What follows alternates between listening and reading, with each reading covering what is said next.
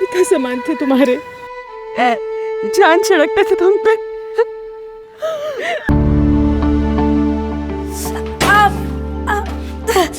अरे देवा,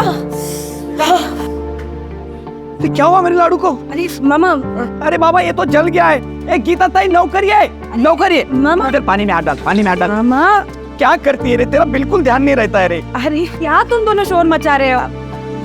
अब क्या हुआ मेरे बच्चे को? आई कुछ नहीं, वो जरा चटका लग गया। तो चटका? कितना बड़ा चटका लगा है? पर तुझे जरूरत क्या थी, मैं बना देती।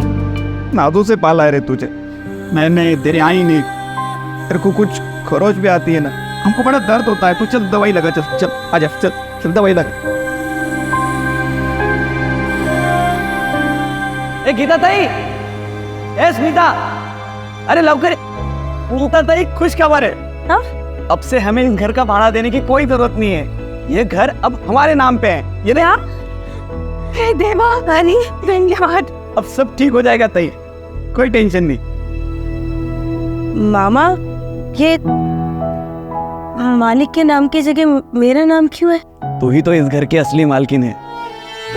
हम दोनों का तेरे सिवा और है ही कौन?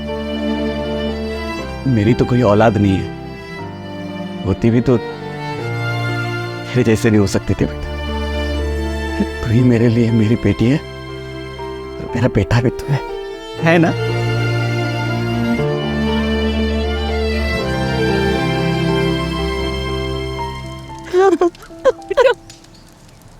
शायद बच्ची से हो नहीं पाएगा। इनका कोई बेटा नहीं है क्या अंतिम क्रिया के लिए? मैं ही इनका बेटा हूँ, पर ये हक सिर्फ मेरा है और किसी का नहीं।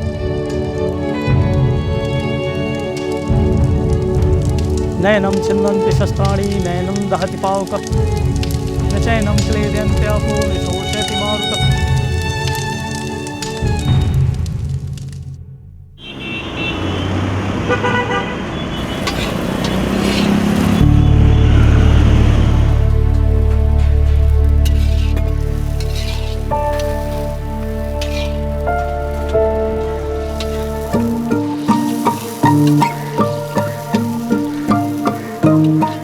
क्या कर रही है स्मिता?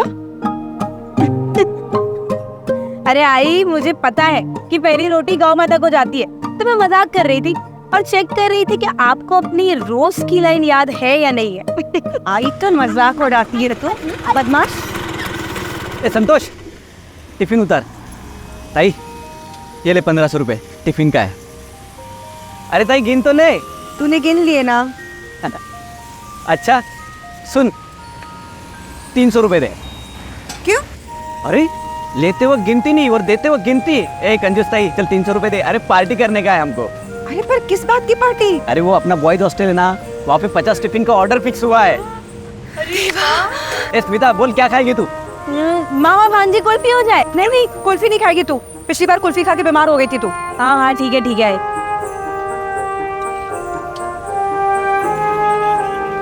आई नहीं लेते। चल, अरे किधर जा रहे तू कोनू? अच्छा मेरे लिए भी लेते आना। अरे अभी आई को काम में हेल्प करवा रही हूँ ना, तो वो हो जाएगा, फिर मिलते हैं ना। अरे हाँ पक्का बाबा, आज मिल लूंगी, बस थोड़ी देर। स्मिता, आई अब किससे बात कर रही है चुप चुप के? आई अब मेरी फ्रेंड का फोन था, वो बोल रही थी कि आज एक्स्ट्रा क्लास है ना, तो आने में लेट हो जाएगा। अच्छा कोई बात नहीं, होने दे लेट। एक्स्ट्रा क्लास के बाद पिक्चर भी देख के आना, ठीक है? हाँ अब लेट नहीं हो जाएगा मामा? क्यों होगा, किसको फिक्र है? और ऐसा भी तेरा वो बॉयफ्रेंड है ना, वो देख नरेश, हाँ वो तेरे को क्लास भी ले जाएगा, उसके बाद पिक्चर भी दिखा के लाएगा, है ना? तो रिश्ता भी पक्का हो गया है, अब क्या चुप चुप के मिलना? भाई शर्म आती है। ए बेटा, इस शर्म ही तो अपनी तहजीब है। जाओ एंजॉय करो, जाओ, वो इंतजार कर रहा है। ताई कितनी प्यारी लड़की है ना हमारी। आजकल के बच्चे माँ बाप की परवाह तक नहीं करते, इसको शर्म आती है लड़के से मिलने में। वो नरेश भी खूप चांगला मुलगा है, अपन इन दोनों की शादी लगा देते हैं जल्दी। पर पता नहीं कैसे विदा करूंगी मैं इसको, इसके बगैर तो मैं। भाई तू चिंता मत कर, सब ठीक हो जाएगा। तो सोचना है, हमने कभी सोचा था कि स्मिता की ज़िंदगी में ऐसा दिन भी आएगा?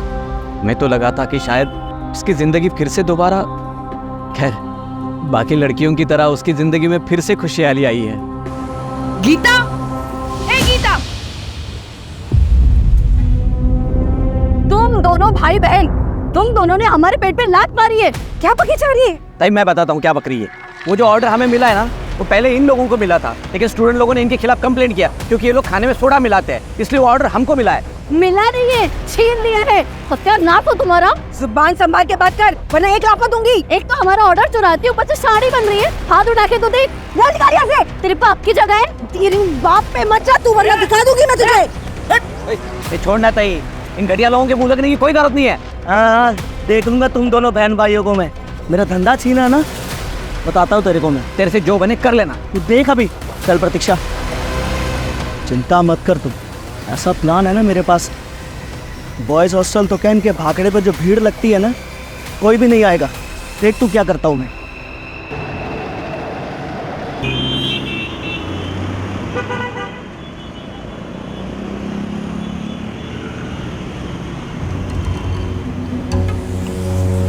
अच्छा सुन, हाँ वो ये अमोल और तुषार के घर देते आना, उनकी आई बीमार है तो टाइम पे देके आना। पुराने ग्राहक है हमारे। वो ताई। ओ गोपाल बाबू, हाँ आन तो थोड़ी डाल देना। आन तो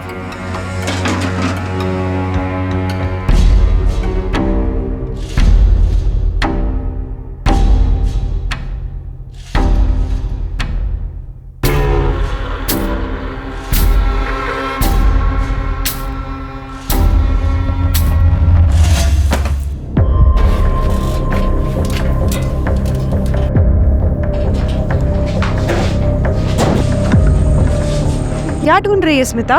कुछ खो गया है क्या? अरे आई, वो ना मेरी 10th की मार्कशीट, एक जॉब के लिए अप्लाई किया था ना, तो उनको ओरिजिनल चाहिए और वो मिल नहीं रही है। यहीं कहीं रखी होगी, मिल जाएगी। अरे आई, पूरा घर 10 बार छान मारा। मुझे लगता है कि मुझे ना पुणे जाना पड़ेगा और वहाँ स्कूल से ओरिजिनल अप्लाई करना पड़ेगा। कोई नहीं जाएगा पुणे। लेकिन आई, मैंने कहा ना, पुणे से हमारा रिश्ता टूट चुका है। देख पर आई, मुझे अच्छी जॉब मिल रही है और मुझे वो जॉब करती है। मैं जाऊंगी पुणे। कहा ना कोई नहीं जाएगा पुणे। ताई क्या कर रही है तू? बच्ची हो, मैं समझाता हूँ उसे। इसकी जुबान पे दोबारा मैं पुणे का नाम सुना ना तो खैर नहीं है इसकी। नहीं आएगा, तू जा भी यहाँ से। शांत हो जा बेटा। अच्छा बैठ इधर। अब बता क्या प्रॉब्लम है? बाबा, मैंने एक बहुत अच्छी जॉब के लिए अप्लाई किया है। नरेश की कंपनी है, पर उनको ओरिजिनल मार्कशीट चाहिए। अब मामा आप ही सोचो ना कि नरेश की कंपनी है, हम लोग साथ में काम करेंगे, हमारा फ्यूचर, हमारा ग्रोथ साथ में रहेंगे। और ये आई, मुझे पता है ना, आई पूना का नाम सुन के। देख तू चिंता मत करना, मैं हूं ना, करता हूँ कुछ जुगाड़। तो भी बात करता हूँ।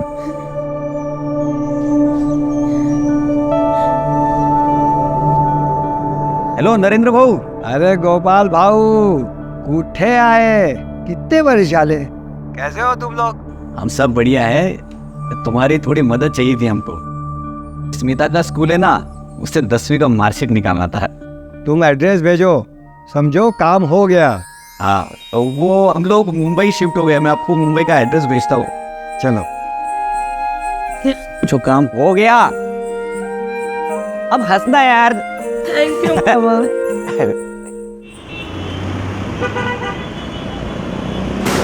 अरे क्या कर रही हो?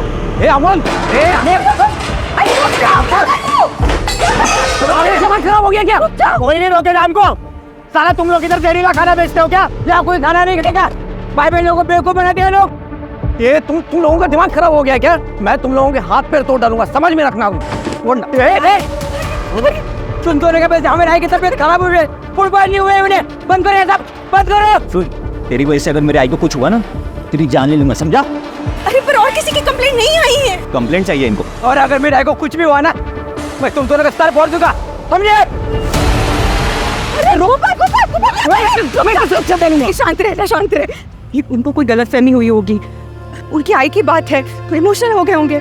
संतोष चल, हाथ बटा, दोबारा खाना बनाना पड़ेगा।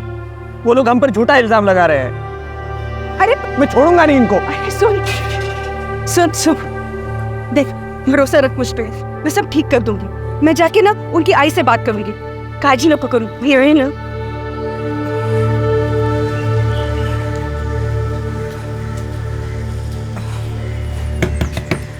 अमोल, तुषार, कोणी आहे घरी?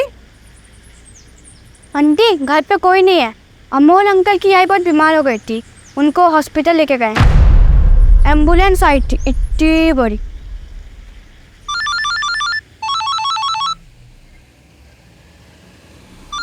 हेलो, हाँ नरेंद्र बाबू।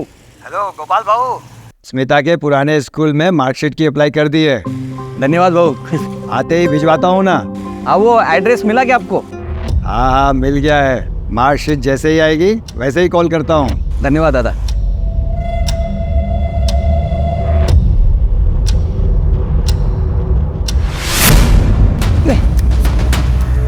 बता गोपाल का एड्रेस साले, बता गोपाल का एड्रेस, बता दे साले, बता गोपाल का एड्रेस कहाँ है, बता साले, नहीं तो मार दूंगा तुझे। बताता हूँ, वो एड्रेस मेरे मोबाइल में है।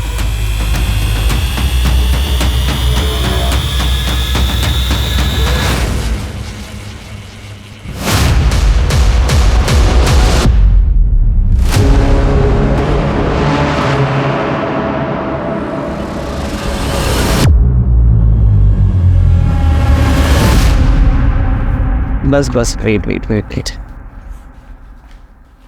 सरप्राइज। अरे mom, thank you. Thank you आई। किससे बात कर रही है? अरे वो गोपाल को उसका फोन बंद लग रहा, तू लगा ना phone. The number you are trying to call is currently switched off. Please try again later. बंद आ रहा है। कहाँ गया होगा मामा?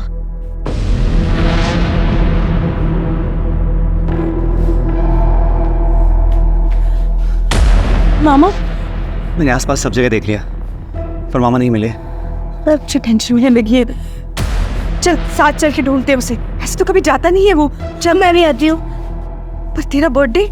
वो सब जाने दो, मामा को ढूंढते हैं। हाँ चल चल।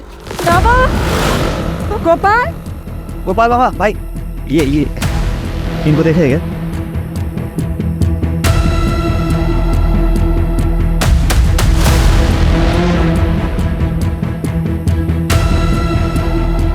इसको देखा है क्या आपने? नहीं।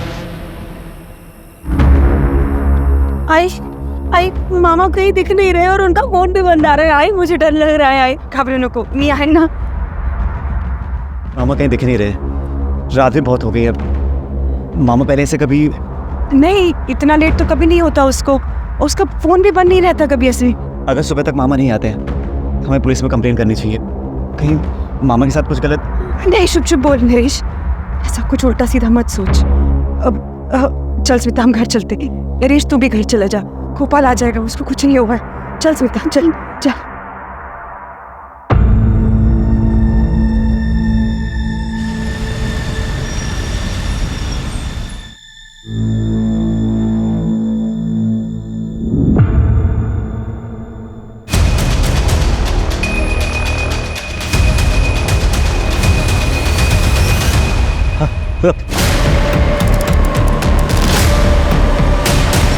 आइए सर, इस तरफ।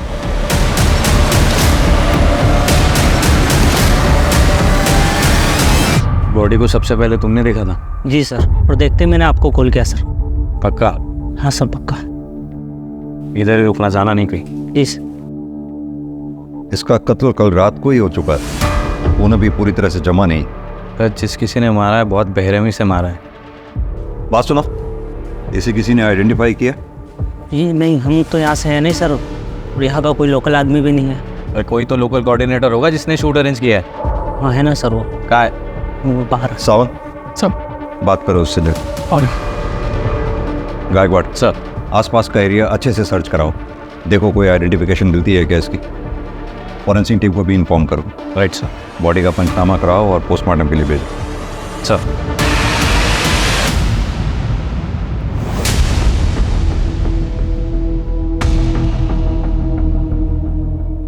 वॉलेट और एक आइडेंटिटी प्रूफ मिला है सर। गोपाल तांबे इसी का लगता है। हाँ सर। फेस भी मैच हो रहा है। सावन, इस एड्रेस पे जाके इन्फॉर्म करो और वहाँ जो कोई भी है उसको आइडेंटिफाई करने के लिए बुलाओ। Right sir.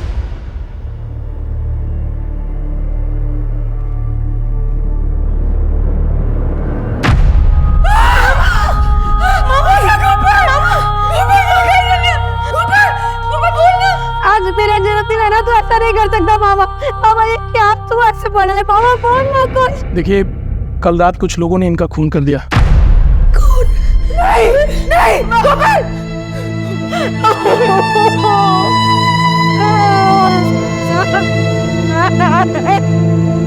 अरे ये तुम क्या हो गया?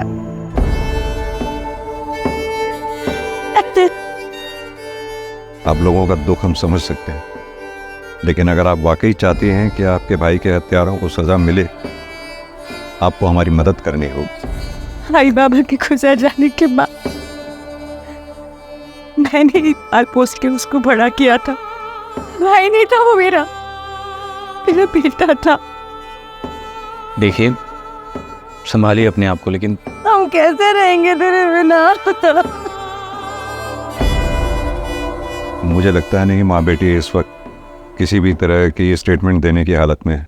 एक काम करो सर, आस पड़ोस में पूछताछ करो, शायद उनसे कुछ पता चले गोपाल के बारे में। Right sir.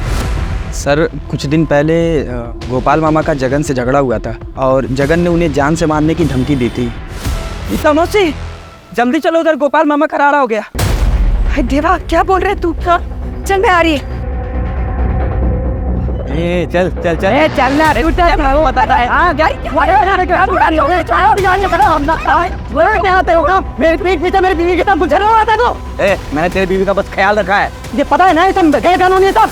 3 साल पहले तो तू अपनी बीवी को छोड़ के भाग गया था, तब गोपाल ने संभाला उसे, वरना भूखी मर जाती तेरी बीवी। 1 हफ्ते पहले तो तू आया है, दारू के अड्डे पे पड़ा रहता है, गोपाल को बोलता है। पर इतना मर्द है ना तू, तो अपनी बीवी का ख्याल रखना सीख, फिर दिखाना अपनी मर्दांगी। चल गोपाल। तेरे में जितना भी डोर है ना, देख चल। हाँ तेरे दिखाता हूँ मैं इसको अपनी मर्दांगी। पूछते सर, मेरा नाम प्रतीक्षा है, मैं वो स्टॉल पे काम करते हैं हम लोग। सर, वो अमोल और तुषार है ना, उन्होंने आके बहुत झगड़ा किया था इधर। वो इन पे बनाए हुए खाने से उनकी माँ बीमार पड़ गई थी और फिर मर गई। सर, मुझे याद है उन्होंने धमकी दी थी कि अगर उनकी माँ को कुछ हो गया ना, तो ये भाई बहन को जान से मार देंगे। मैंने सुना है कि तुम दोनों ने गीता और गोपाल को जान से मारने की धमकी दी थी। हाँ सर, दी थी। क्यों?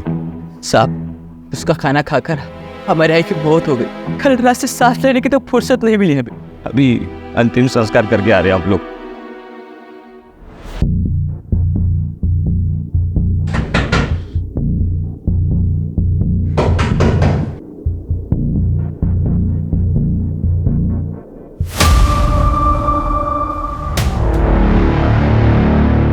दिव्या, उठाओ उधर।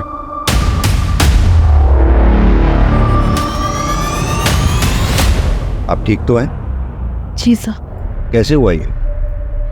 मेरे पति ने जगन कहाँ है? जगन, काम करो, गाड़ी में से फर्स्ट एड बॉक्स ले आओ।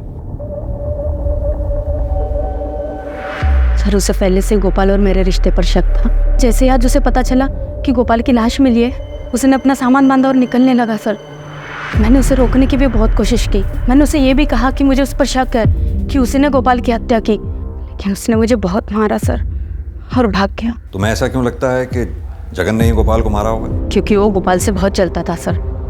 कल रात को ही मैंने किसी से बात करते हुए सुना कि वो गोपाल को मार देगा। कहाँ गया होगा वो? था नहीं सर। सावन, जगन का नंबर ले लो इनसे। नंबर बताइए।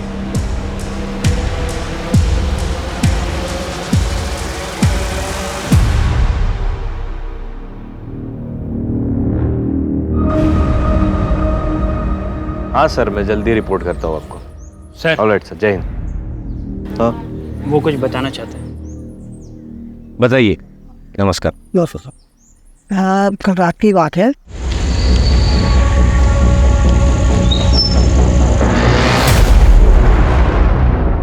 सर आपको ये एड्रेस पता है? अरे हाँ, ये तो अपने गोपाल बाबू है। यही आगे आपका बाकड़ा उनका लगता था। और लेकिन अभी आप लेट हो गए, दुकान बंद हो गई है उनकी। नहीं, ये घर वाला एड्रेस है, 27/4 नवजीवन सोसाइटी। हाँ, आप एक काम करो। अरे गोपाल बाबू, अरे ये हो गया, अभी देखो अभी के। अब घर पे आने की जरूरत नहीं है। वो आदमी गोपाल बाबू के पीछे गाड़ी से भाग गया। उसका चेहरा याद है? ये मास्क ढका हुआ था। बाइक का नंबर या कौन सी बाइक थी, कुछ तो याद होगा। मैं अंधेरे की वजह से ध्यान दे नहीं पाया। यहाँ कोई आसपास सीसीटीवी है?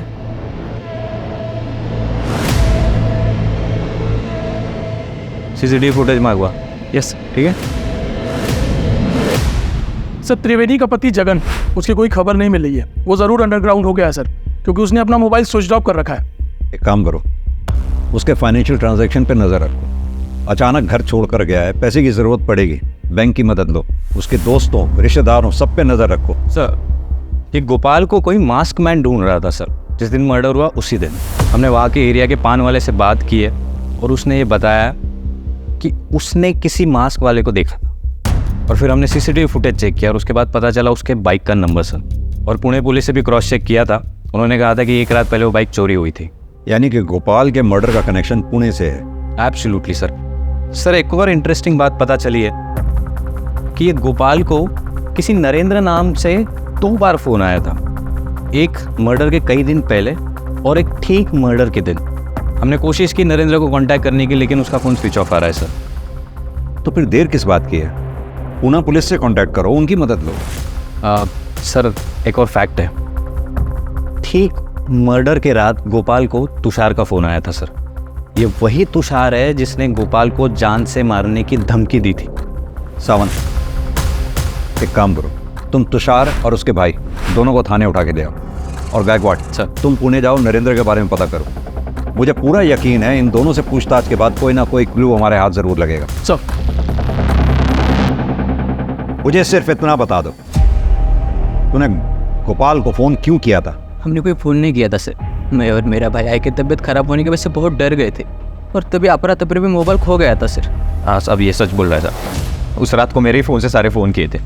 तूने पहले गोपाल को फोन करके क्राइम स्पॉट पे बुलाया, फिर अपना फोन फेंक दिया, क्राइम स्पॉट पे बुलाकर गोपाल का मर्डर कर दिया और अब हमें कहानी सुना रहा है ताकि मैं तुम्हारी कहानी पे विश्वास करूं। तुम सच कह रहे सर। हवलदार, लेके जाओ इन दोनों को और अच्छी तरह से खातिरदारी करो।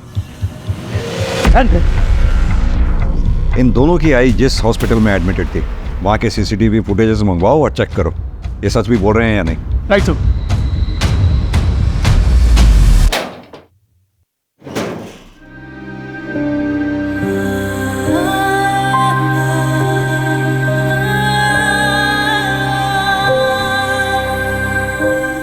स्मिता, तेरे लिए एक सरप्राइज है। सरप्राइज? पहले अपनी आंखें बंद कर।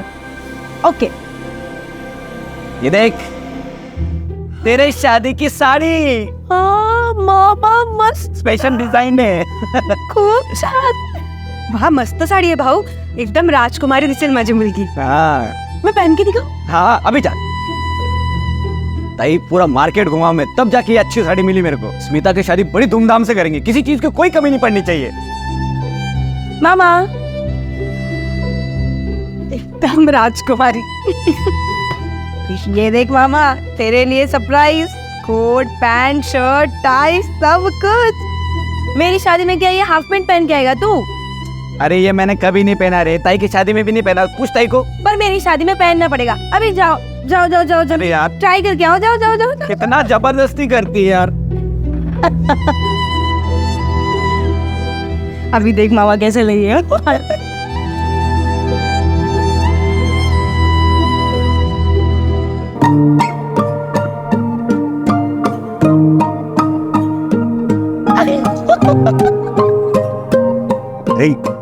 गर्मी लगती रे मेरे को, ये सब जमता नहीं है। अरे मामा, अच्छा है, बढ़िया है, जो भी है। कितने सरप्राइज एंजॉय थे तेरे मामा ने तेरे शादी के। देखना, ईश्वर उसे कभी माफ नहीं करेगा जिसने मेरे मामा के साथ ऐसा किया है।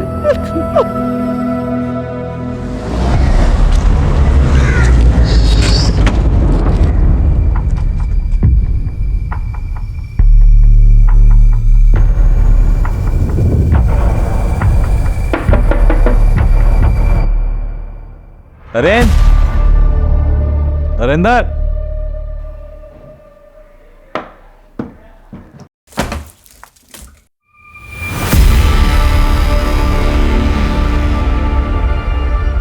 चेक कर। नरेंद्र, ये बेहोश है सब। होश वेला वैसा जी। नरेंद्र, नरेंद्र, कैसे हुआ ये सब? जब मैं घर आया, गोपाल भाऊ की भांजी स्मिता के पुराने स्कूल से मार्कशीट अप्लाई करके, और यही सब बताने के लिए मैंने गोपाल भाऊ को फ़ोन किया कि काम हो गया। और जैसे मैंने फ़ोन कट किया, किसी ने मुझ पे पीछे से हमला कर दिया। चेहरा देखा तुमने उसका? चेहरा नहीं देख सका, मास्क पहने हुए था। मास्क पहने हुए? और क्या कहा उसने? उसने मेरा गला किसी पट्टे से दबा दिया था और वो गोपाल भाऊ का एड्रेस पूछ रहा था। मैंने गोपाल भाऊ का एड्रेस बता दिया। उसके बाद उसने मुझ पे इंजेक्शन दिया। उसके बाद मुझे कुछ नहीं पता। जब आप लोग आए तो मुझे होश आया। ये वो मास्क में? हाँ, यही है। आपको जान के दुख होगा, लेकिन गोपाल जी का मर्डर हो गया है। क्या? यही है, इसी ने गोपाल भाऊ को मारा है। मुझे विश्वास है यही है, इसी ने एड्रेस मांगा था। गायकवाड़, ये गोपाल के मर्डर का कनेक्शन पुणे से है, ये मैं पहले ही कह रहा था। अब ये पता करो कि वो मास्क मैन नरेंद्र के घर पहुंचा तो पहुंचा कैसे? हाँ सर। हाँ साबर। सर, इसका नाम संतोष है। ये गीता और गोपाल के भागने पर हेल्पर का काम करता है सर। ये कुछ बताना चाह रहा है। क्या बताना चाहते हो? सर, वो गीता मौसी और गोपाल मामा के भाकरे के पास एक खाने का भाकरा और है। अच्छा, ये वही कपल है ना, शरद और प्रतीक्षा भालेराव? जी सर। पहले इनके पास बॉयज़ हॉस्टल में खाना पहुंचाने का कॉन्ट्रैक्ट था, लेकिन वो जो गीता मौसी और गोपाल मामा को मिल गया था। इस बात पे प्रतीक्षा मौसी और गीता मौसी का झगड़ा भी हुआ था सर। जब से लेके वो शरद जो है वो गोपाल मामा के पीछे रहता था। एनीवे, इन्फॉर्मेशन के लिए शुक्रिया, थैंक यू। सामंत, एक काम करो, ये शरद भालेराव को थाने लेके आओ। अच्छी तरह से खातिरदारी करते हैं, देखते क्या बोलता। सर। बोलो रमेश। सर, ये देखिए, नरेंद्र के घर के पास का सीसीटीवी फुटेज आ गया है। ये सर, ये वो मास्क मैन है। एक मिनट, बैठ जाना थोड़ा। हाँ, एक सेकेंड, जूम करो उसको। ये ऑटो का नंबर, इसकी जांच पड़ताल करो और उसको लेके आओ, ठीक है? जी सर।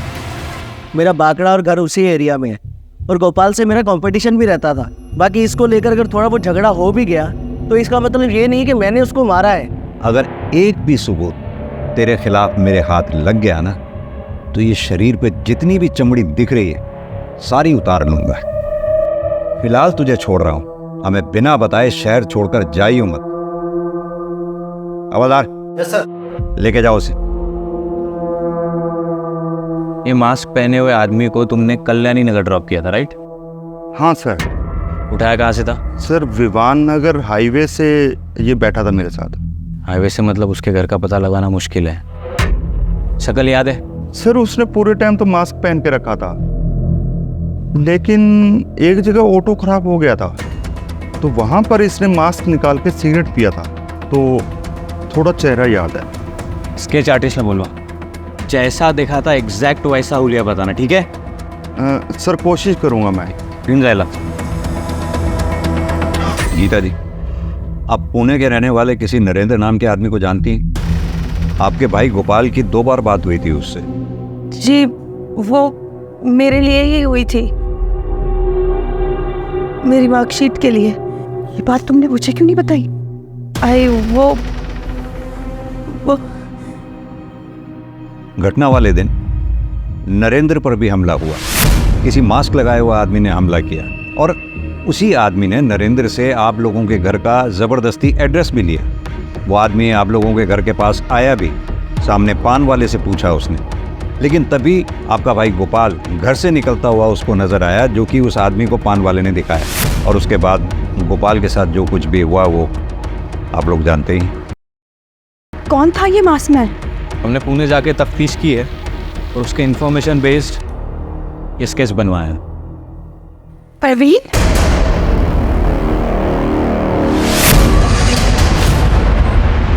आई खाने लोग ये आए ना, नहीं आए ना। इधर क्या कुछ ऐसा है जिसके बारे में हमें जानना चाहिए? जिस चीज से घबराकर हमने पुणे छोड़ा था वही हुआ। देखिए, साफ साफ बताइए बात क्या है। हम पहले पुणे में रहते थे, येरवड़ा एरिया में, 5 साल पहले। ये प्रवीण हमारा पड़ोसी था।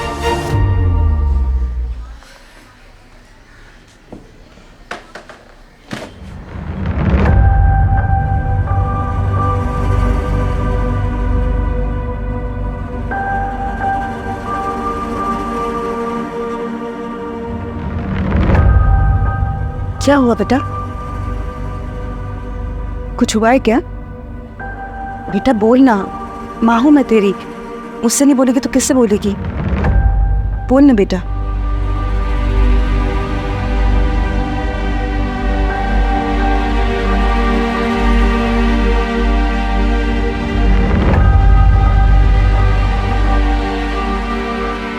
ये कुछ बता नहीं रही थी। फिर एक दिन, अरे डरो मत। खूबसूरत। अरे डरो मत, मुझसे क्यों डरती हो? चल अब कपड़े निकाल। क्या हुआ? ये तो फोटो है ना, सब वायरल कर दूंगा। चलो निकालो। हाँ चल, कोई नहीं है, चल निकल। हाँ नहीं, मत डरो। अरे मैं हूँ।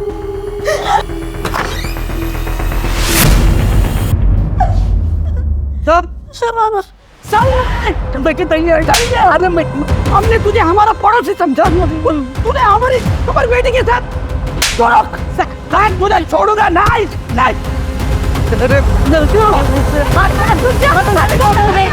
मत मार उसे, मार के अपने हाथ गंदे मत कर गोपाल। इसने अपनी स्मिता के साथ मैं छोड़ दी। तुझे मेरी कसम है, तुझे स्मिता की कसम है। हम ना इसकी शिकायत पुलिस में करेंगे।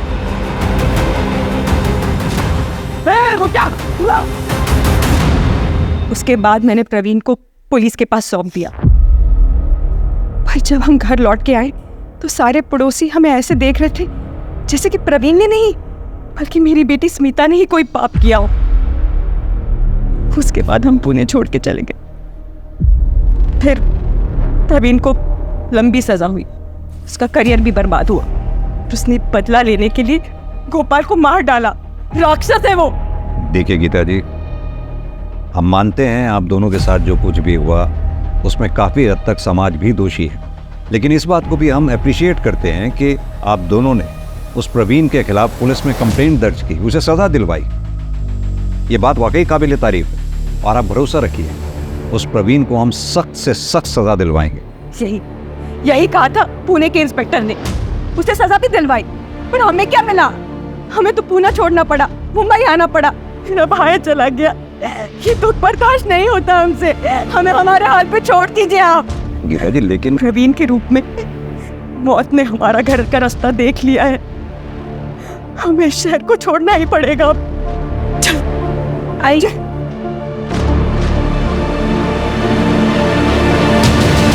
सर बहुत बुरा हुआ गीता और उनकी बेटी के साथ। मुझे ये प्रवीण जल्द से जल्द सलाखों के पीछे चाहिए एट एनी कॉस्ट। सर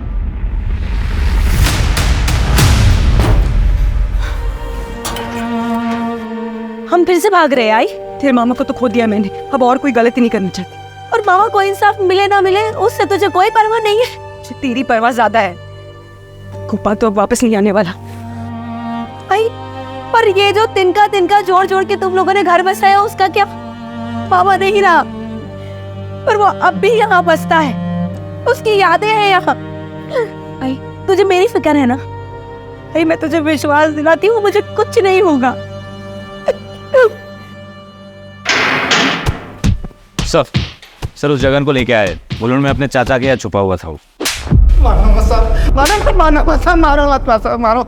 चल हो जा शुरू। साहब मेरी पत्नी है ना वो त्रिवेणी, सब बहुत चालू हो रहे थे साहब वो।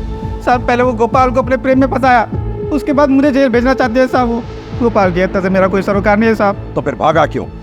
मैं डर गया था साहब। वो मेरी पत्नी ने खुद को मार मार के घायल कर लिया। वो मुझे बोलती है कि पुलिस को बुला के गई कि मैंने उसको मारा, और फिर कहेगी कि गोपाल की हत्या में मैंने की साहब। सच में डर गया था साहब, मैंने कुछ नहीं किया साहब। सर गीता जी आई। सर मेरी बेटी स्मिता कुछ पता नहीं चल रहा सर, वो सवेरे से गायब है, उसका फोन भी बंद है। ये भी तो हो सकता है कहीं किसी सहेली के यहाँ गई हो स्मिता, या फिर अपने मंगेतर नरेश के यहाँ। सब जगह पूछ लिया मैंने, नरेश तो काम से बाहर गया हुआ है, उसका भी फोन नहीं लग रहा, उसके घर पे ताला लगा हुआ है। आप फिक्र मत कीजिए, हम पूरी कोशिश करते हैं स्मिता को ढूंढने की।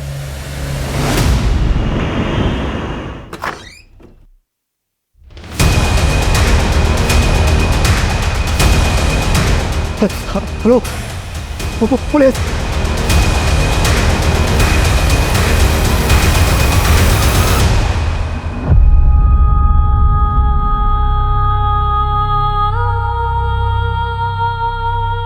हटिए स्मिता।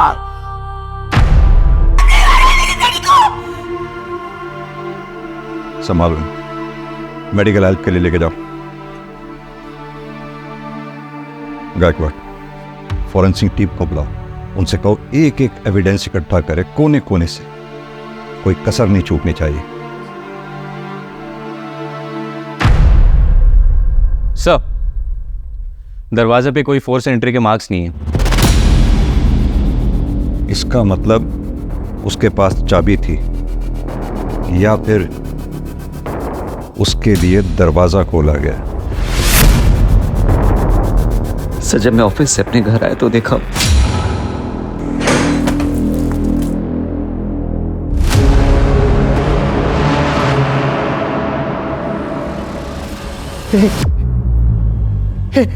स्मिता, पूरा दिन कहाँ थे तुम? ऑफिस के काम से पनवेल गया था। पूरा दिन फोन क्यों बंद था तुम्हारा? सर आप मुझ पे शक कर रहे? सर मैं स्मिता से प्यार करता हूँ और आपको लगता है कि मैंने उसे। No melodrama please. घर की चाबी किसके पास रहती है?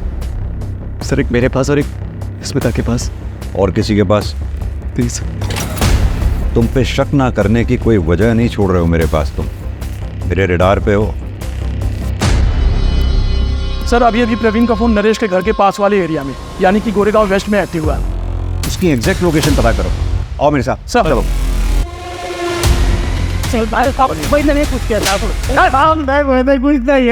लड़कियों को मोलेस्ट करता है और कहता है कुछ नहीं किया। आप सच नहीं थे, मैं बनने के इरादे से पुराने मुंबई आया था साहब। उसने गोपाल का पीछा भी किया, लेकिन उससे पहुंचने से पहले सब चला गया था साहब।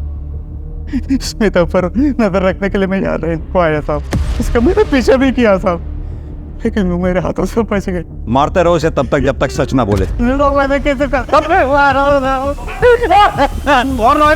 मारूंगा तेरा।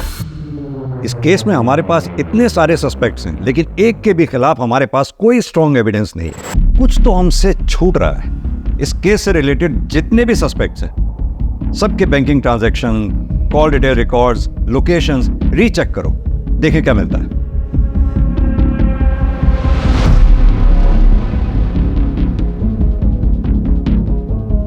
कोई तो क्लू छोड़ा होगा। सर इन नरेंद्र के कॉल रिकॉर्ड्स, इसके मुताबिक जिस दिन गोपाल का मर्डर हुआ उसी दिन वो पुणे से मुंबई आया था, और पोस्टमार्टम रिपोर्ट के मुताबिक टाइम ऑफ डेथ के बाद वो पुणे से मुंबई आया था। लेकिन जब नरेंद्र के घर में पूछताछ करने गए तो उसने कहा कि बेहोशी के इंजेक्शन के कारण वो दिन भर घर में पड़ा हुआ था सर। इनफैक्ट जब हम उसको मिलने गए थे तो वो बेहोशी की हालत में ही था। तेरे कॉल डिटेल रिकॉर्ड्स हैं हमारे पास। तेरे मोबाइल की लोकेशन जहाँ गोपाल का मर्डर हुआ वहाँ की थी, और यही नहीं, नरेश के घर पे भी तेरा मोबाइल एक्टिव था जहाँ स्मिता का मर्डर हुआ। क्या कर रहा था? क्यों किया ये सब? पैसों के लालच में। और कौन करवा रहा था ये सब? कमाल का खेल रचाया आपने।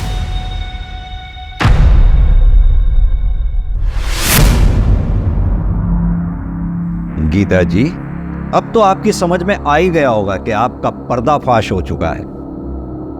अब आप सच सच बताइए, इससे पहले कि जो आपके प्रति मेरी सहानुभूति थी वो नफरत में बदल जाए या मेरे सब्र का बांध टूट जाए, सच सच बता दीजिए।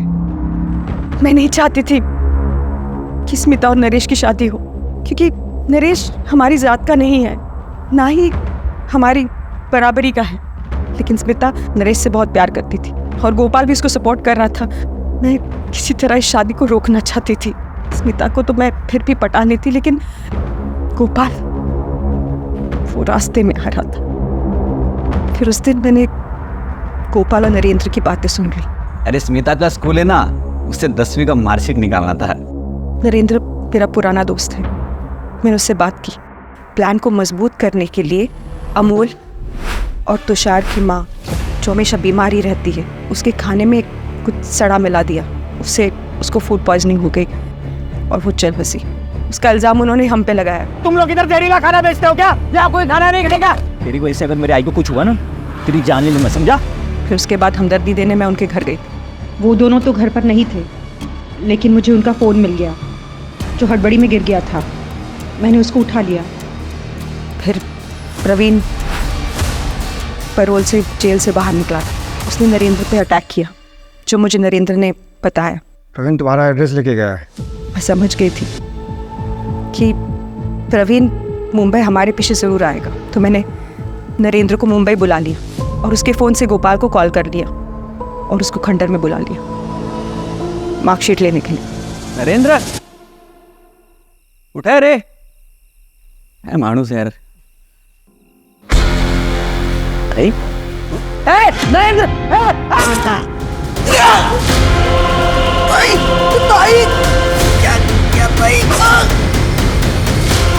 तब नरेंद्र और मैंने गोपाल की हत्या कर दी। गोपाल की मौत के बाद स्मिता की शादी टल गई। लेकिन स्मिता का कत्ल, वो तो तुम्हारी बेटी थी। बदनसीब थी बेचारी। नरेंद्र मेरे पास पैसे लेने आया था, तब उसने हम दोनों को साथ देख लिया, हमारी बातें भी सुन ली। भाई, तूने मामा को मारा? और उसने हाय तौबा मचा दी कि वो पुलिस के पास शिकायत कर देगी। हमारे पास कोई चारा नहीं था। नरेंद्र ने ऐसे उसके सिर पे वार किया जिससे वो बेहोश हो गई।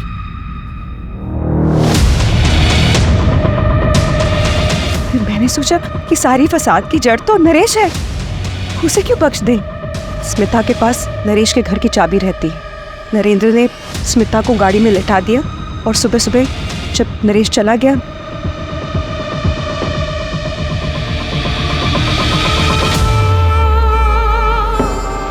उसकी हत्या कर दी।